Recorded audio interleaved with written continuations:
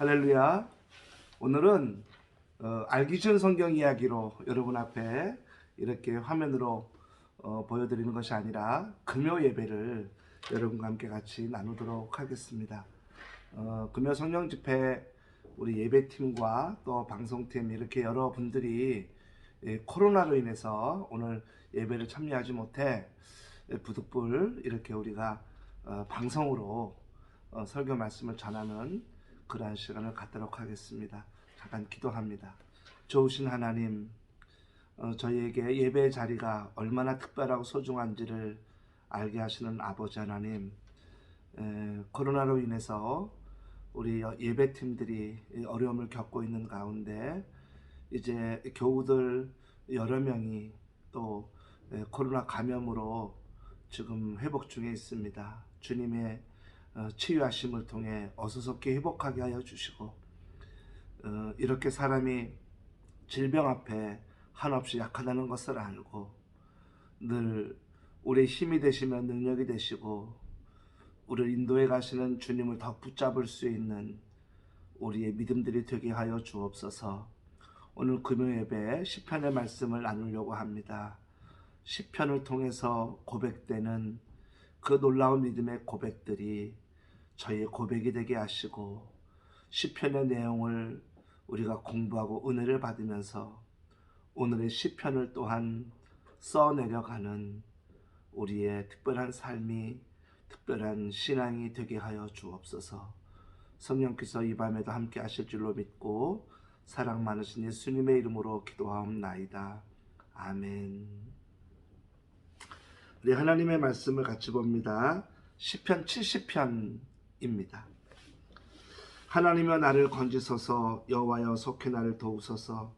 나의 영혼을 찾는 자들이 수치와 무한을 당하게 하시며 나의 상함을 기뻐하는 자들이 뒤로 물러가 수모를 당하게 하소서. 아하 하는 자들이 자기 수치로 말미암아 뒤로 물러가게 하소서. 주를 찾는 모든 자들이 주로 말미암아 기뻐하고 즐거워하게 하시며 주의 구원을 사랑하는 자들이 항상 말하기를 하나님은 위대하시다 하게 하소서. 나는 가난하고 궁핍하오니 하나님이여 속히 내게 임하소서. 주는 나의 도움이시요 나를 건지시는 이시오니 여호와여 지체하지 마소서. 아멘. 네, 시편 70편은 좀 짧은 내용입니다. 벌써 시편 70편이 왔네요. 이렇게 한 편 한 편을 나눠가면서 시편의 많은 신앙의 고백들을 우리의 신앙 고백으로 고백하는 그러한 금요 저녁 말씀이 되고 있습니다. 오늘은 시편 70편을 보았는데요. 시편 70편은 굉장히 짧습니다.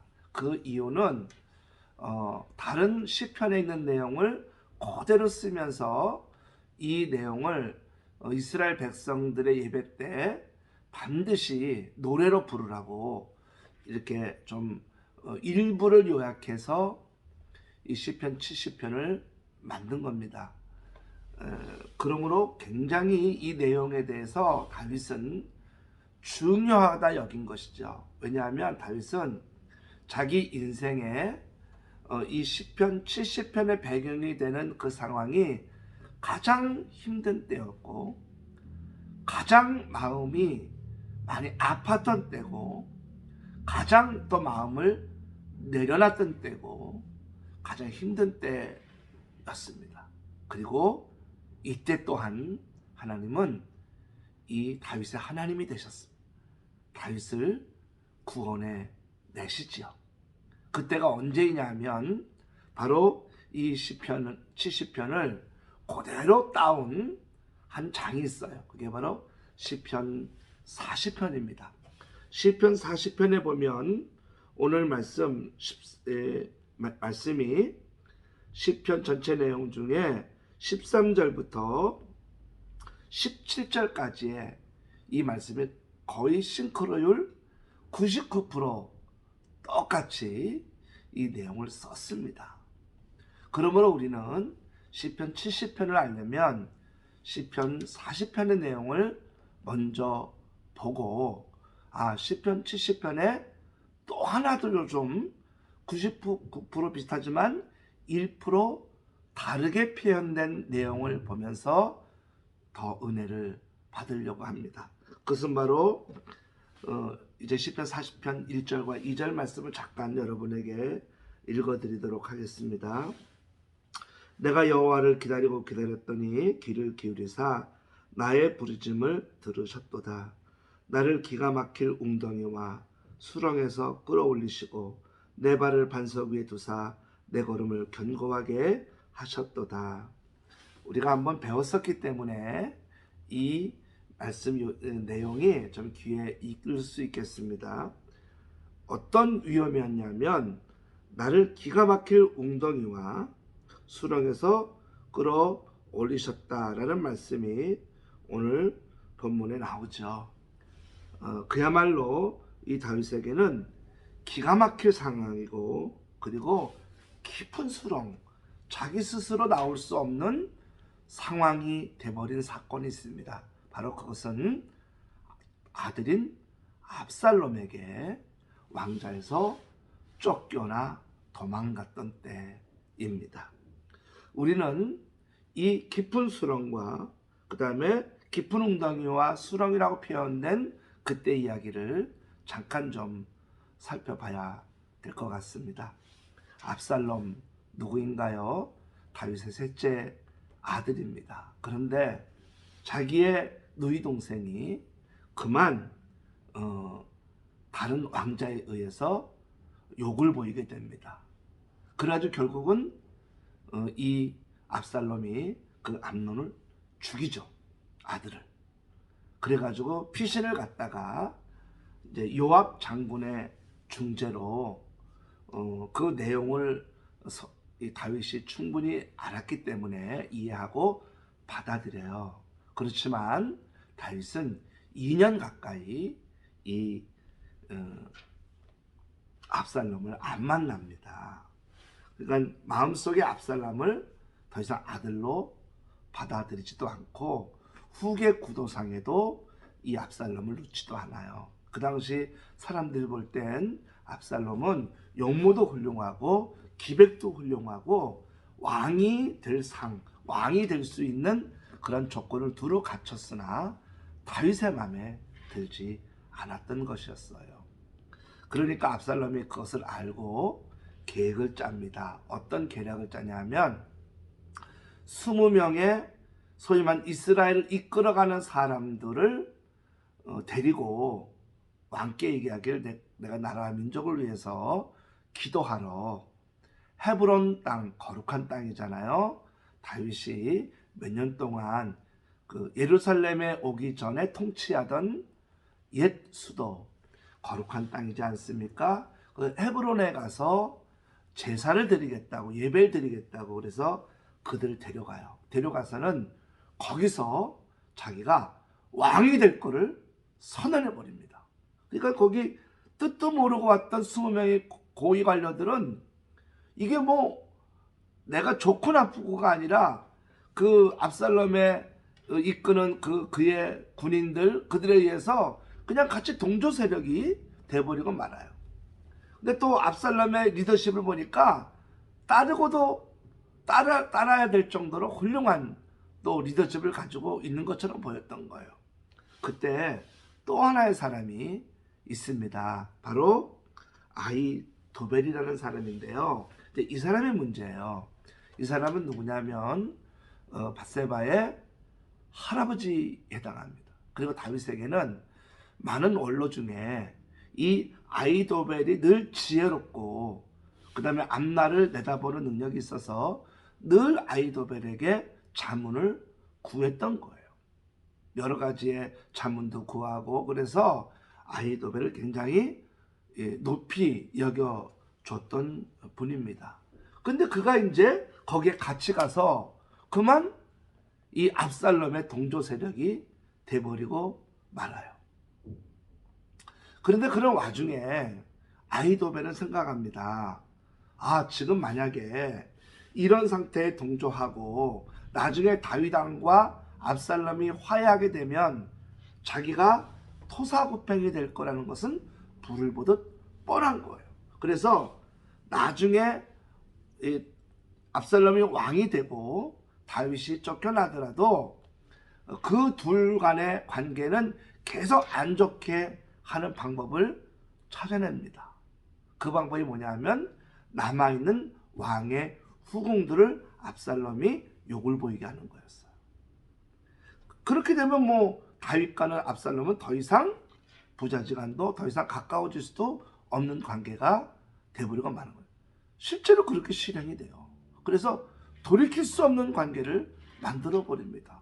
아니 그렇게 지혜가 출중하고 그렇게 훌륭한 인격을 갖고 있다라고 했고 그 당시 왕이 다윗 왕이 그렇게 고견을 물어보며 자문을 구했던 사람이 어떻게 이렇게 악한 일을 할 수 있을까요? 예, 맞습니다. 여러분 지혜는 하나님이 주시는 지혜여야 합니다. 사람이 가진 처세의 지혜, 사람이 가지고 있는 판단의 지혜로는 결코 여러분 그를 통해서 선함이 나오지를 않습니다. 결국 아히도벨은 또 이때 얼마나 머리가 똑똑한지 성경에는 이 아히도벨에 대해서 뭐라고 표현했냐면 심지어 이런 표현까지 쓰고 있어요. 뭐냐면 하나님이 주시는 지혜를 가진 자와 똑같다라고 표현될 정도였어요. 사무엘하 16장 23절 그때 아히도벨이 베푸는 계략은 사람이 하나님께 물어서 받은 말씀과 같은 것이라. 아히도벨의 모든 계략은 다윗에게나 압살롬에게나 그와 같이 여겨졌더라. 하나님이 가르쳐주지 않으면 어떻게 저런 지략이 나올 수 있지 하고 어마어마한 똑똑한 사람이에요. 그런 그가 알아요. 이 다윗 왕은 하나님의 사람이라는 것을. 그래서 처음에 압살롬이 반란을 꾸밀 때도 그는 어떻게 다윗을 이길 수 있겠냐고는 하나님의 사람인데라고 만류했던 거예요. 그런데 이제 아히도벨은 같은 배를 타니까 악함에 같은 배를 타니까 계속 악한 길을 가더라. 여러분 우리가 첫 단추를 잘 껴야 된다고 악한 길은 시도도 또 모양도 내면 안 됩니다. 계속해서 악함이 나와요. 그러나 선한 길로 물꼬를 트면 그 사람은 계속해서 그를 통해 선한 일을 도모하게 되죠. 아히도벨은 이렇게 악하기 시작하니까 심지어 그는 이렇게 말합니다. 자, 다윗이 하나님의 사람이니까 기회를 주면 안 된다. 시간을 주면 안 된다. 알거든요. 시간을 주면 하나님이 역사하실 것을, 하나님이 도와주실 것을 불을 보듯 뻔한 거예요. 그래서 나에게 12,000명을 달라고. 내가 가서 빨리 다윗을 죽이겠다고. 그래야 압살롬 당신이 왕으로 등극을 제대로 할 거라고. 이렇게 많은 제안을 합니다. 근데 그때 참 이 다윗은 그런 와중에도 피난 와중에도 어려운 와중에도 다윗의 절친과 같은 한 사람을 믿고 신뢰하고 그를 침투시킵니다. 그가 후세라는 사람이에요. 후세는 알아요. 지금 아히도벨이 12,000명을 끌고 가면 다윗은 분명히 죽을 거라는 것을. 그래서 이 압살롬에게 만류합니다. 지금은 아닙니다. 지금은 왕이시여 백성들의 마음을 모을 때입니다. 지금 어디서 압살롬 왕을 또 공격해 올지 모릅니다. 일단은 이스라엘 땅 모든 사람들의 마음을 얻는 게 중요합니다. 안전하게 만든 다음에 공격해도 이미 다윗은 끝난 거니까 굳이 급하게 서두르지 않으셔도 됩니다라고 후세가 얘기합니다. 물론 후세 그 얘기 속엔 다윗 왕에게 시간을 벌어주는 거였거든요. 압살롬이 누구의 말을 들었을까요? 후세의 말을 들었습니다. 그러니까 아히도벨은 안 된다. 이제 이렇게 시간을 주면 결국은 하나님이 역사하실 걸 알았기 때문에 아히도벨은 고향으로 가버립니다. 자기 고향. 그리고 나중에는 고향에 들어가 자살을 하게 돼요.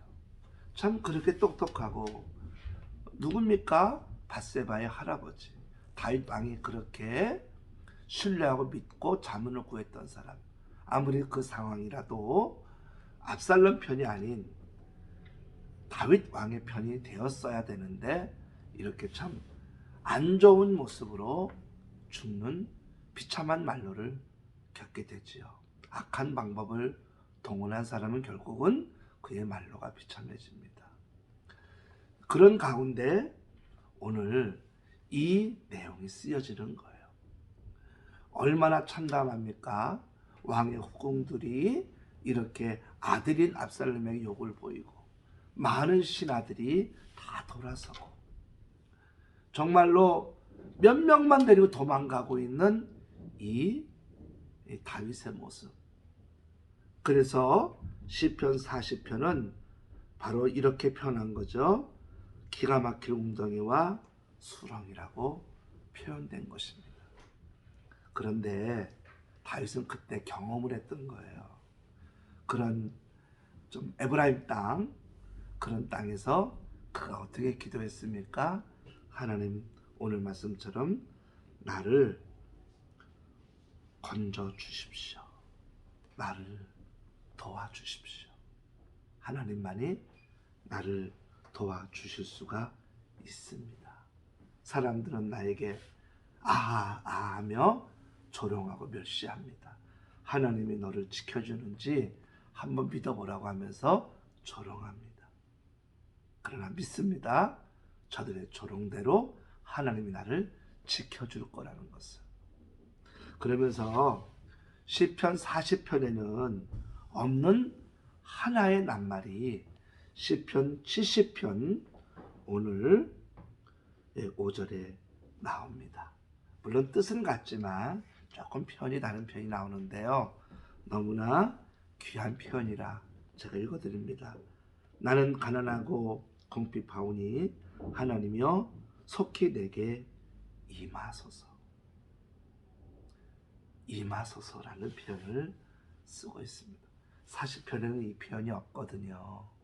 근데 다윗은 그 도망가 있는 동안에 경험한 거죠. 우리가 성경에 이렇게 디테일하게 나온 부분도 있지만, 성경에 이 부분은 있을 법도 한데 마치 블라인드 뒤에 숨겨놓은 것처럼 표현되진 않았으나 우리의 거룩한 상상을 하게 하는 것들이 있어요. 제가 누누이 말씀드리지만, 모세가 가나안 땅을 산에 올라가 보고 난 뒤에 하나님이 그에게 천국을 보여주셨다는 것, 얼마나 그 상상이 아름답고 귀합니까? 눈도 총명하고 기력도 쇠하지 않았는데 하나님이 불러가셨으니까. 그는 어쩌면 그 120년의 인생을 살아오다가 그 마지막에 천국을 꿈꾸고 산 인생이 가장 영롱한 빛 같은 삶이었을 거라고 저는 생각이 돼요. 자, 다윗은 그 피난 중에 경험했어요. 하나님이 내게 임한 그러한 시간들. 하나님이 함께 하시니까요, 걱정이 없어진 거예요. 그 하나님이 임하였다라고 하는 이 표현으로 시편 40편에는 그 당시 일을 쭉 기록했다면, 시편 70편은 백성들에게 너희가 그렇게 노래하라. 무엇을 노래하라? 하나님이여 나를 구원해 주십시오. 나를 도와주십시오. 그리고 마지막에 이렇게 노래하라. 하나님이여 임하옵소서. 하나님이 임재하시면 어떠한 것을, 어떠한 마음인지를, 어떻게 되는지를 알았던 거예요. 놀랍게도 하나님은 다윗이 경험했던 주님이 하나님이 임재하셨던 그 경험을 오늘 우리들은 누구나 누릴 수 있게 해주셨어요. 바로 예수 그리스도로. 예수 그리스도가 임재하는 거예요. 주님이 임재하니까요. 아직은 그 상황에서 건져지지는 않았지만 주님이 임재하시니까 그 상황은 똑같은데 전혀 다른 시각으로 그 상황이 보이는 거예요.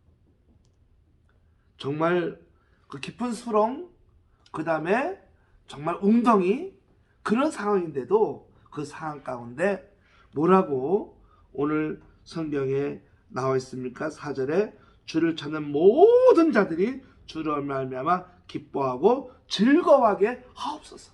아니 어떻게 그 상황이 기뻐하고 즐거워하겠어요? 상황은 똑같은데. 네, 주님이 임재하시면 기뻐하고 즐거워할 수 있습니다. 그리고 그 주님과 함께 그 상황을 이겨나가면 되는 겁니다. 왜 우리가 우울하고 왜 우리가 공허하고 왜 우리가 힘들어지는지 아십니까? 그것은 우리에게 주님이 함께하고 있다는 사실을 믿지 않기 때문입니다. 말씀을 맺고자 합니다. 시편 40편을 쓰고 시편 70편을 한 번 더 쓰면서 요거 다윗이 모든 백성이 다 고백했으면 좋겠다. 내가 그 피난 갔을 때 경험했던 것을. 하나님이 나와 함께 하시는 임재를 경험하고 나니까 그 환난 가운데서 노래하고 즐거워하며 이겨나갈 수가 있었던 거예요. 예수 그리스도로 우리와 함께 하시는 주님, 우리 주님이십니다. 임재하시는 주님과 함께 멋진 인생의 승리자, 믿음의 승리자, 승리하는 가정을 만들어 가시기를 주님의 이름으로 축원합니다. 아멘. 기도하겠습니다. 고마우신 하나님, 시편 70편 다시 쓰는 시편 40편을 보면서 다윗은 꼭 이 내용을 집어넣어라. 그분이 임재하셨다라고 하는 것을 쓰라고. 그리고 모든 백성이 다 이 내용을 노래하라. 다윗은 하나님 누렸었습니다. 가장 힘든 그 시기에 가장 최고의 기쁨인 주님이 함께 하심을 누렸다는 것. 오늘 삶을 살아가면서 힘들고 어려움을 겪고 살아가는 모든 성도들에게 주님이 함께 하심을 믿게 하시고 주님이 함께 하심을 통해 이겨나가게 해주시고 주님이 함께 하심을 통해 주님 승리할 수 있도록 우리 성도들을 인도하여 주옵소서. 감사하며 사랑 많으신 예수님의 이름으로 기도하옵나이다. 아멘.